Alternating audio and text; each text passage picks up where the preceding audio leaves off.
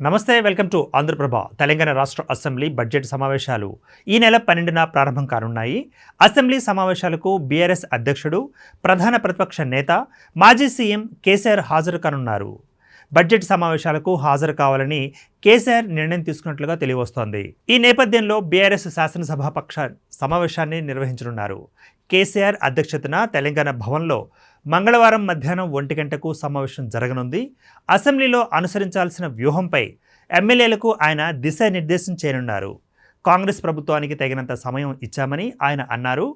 ప్రజా సమస్యలపై అసెంబ్లీలో కాంగ్రెస్ సర్కార్ను ఎండగడతామని కేసీఆర్ స్పష్టం చేశారు.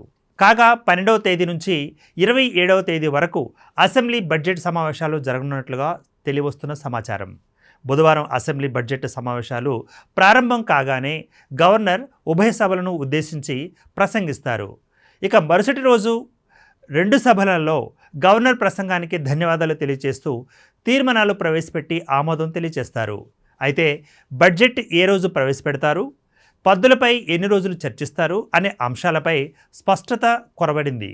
బడ్జెట్ సమావేశాల వేళ బీఆర్ఎస్ అధినేత, మాజీ ముఖ్యమంత్రి కేసీఆర్ అసెంబ్లీ సమావేశాలకు హాజరవుతారని తెలియవస్తోంది. ఇక ఎర్రవల్లి ఫామ్ హౌస్లో పార్టీ ముఖ్య నేతలు, ఎమ్మెల్యేలు, ఎమ్మెల్సీలతో కేసీఆర్ సమావేశం నిర్వహించారు.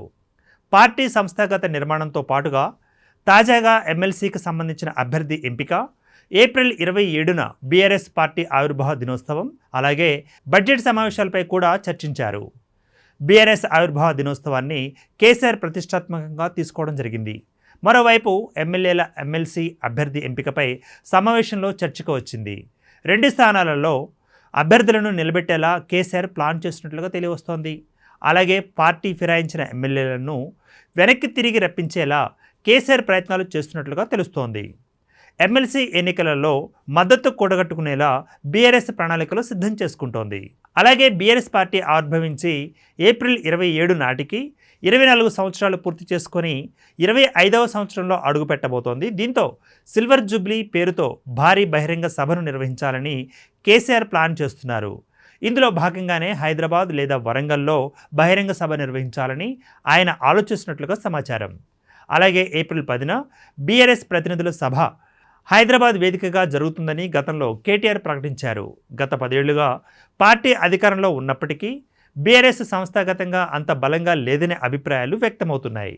దీంతో పార్టీ సంస్థాగతంగా బలోపేతం చేయడంతో పాటు అనుబంధ విభాగాలను ఏర్పాటు చేయాలని భావిస్తున్న కేసీఆర్ కొత్తగా కమిటీలు వేసే ఛాన్స్ ఉన్నట్లుగా తెలుస్తోంది.